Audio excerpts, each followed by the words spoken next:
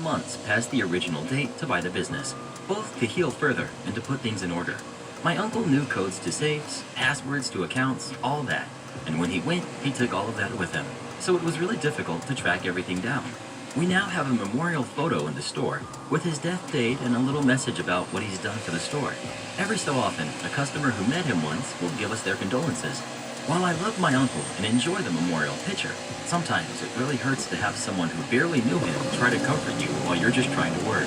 However, this customer took it a step too far.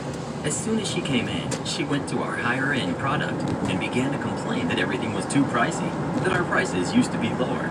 They weren't. Before spotting the memorial photo, she looks towards me and says, "Oh, your uncle used to bargain with me all the time. It's such a shame." Because I'm stupid and try to give people the benefit of the doubt, I assume she's just giving a weird kind of condolence.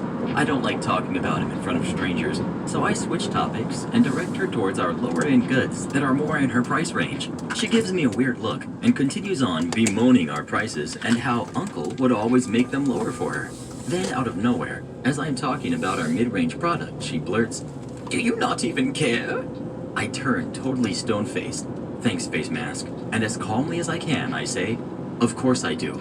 But unfortunately, I can't do anything about it.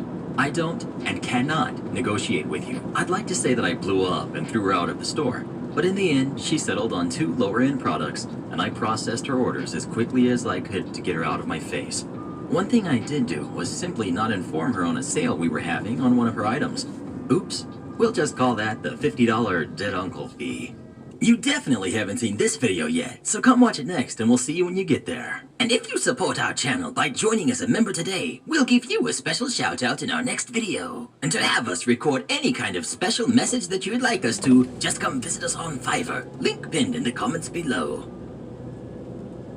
Hey there, Mr. Reddit here. Welcome back to another episode of r/Entitled Parent Stories. Today we have a very special episode for you, a compilation of some of the greatest entitled parent stories we read over the past year. So sit back, relax, and enjoy a few hours of the most entitled parents you've ever heard of. And by the way, Karen assured me that if this video gets 1,000 likes, she won't try to speak to anyone's manager for an entire week. So please smash that like button. And if you're new, subscribe and turn on notifications for new stories from Reddit every single day. And become an official member of the Re-Army today, and I'll give you a shout out in an upcoming video.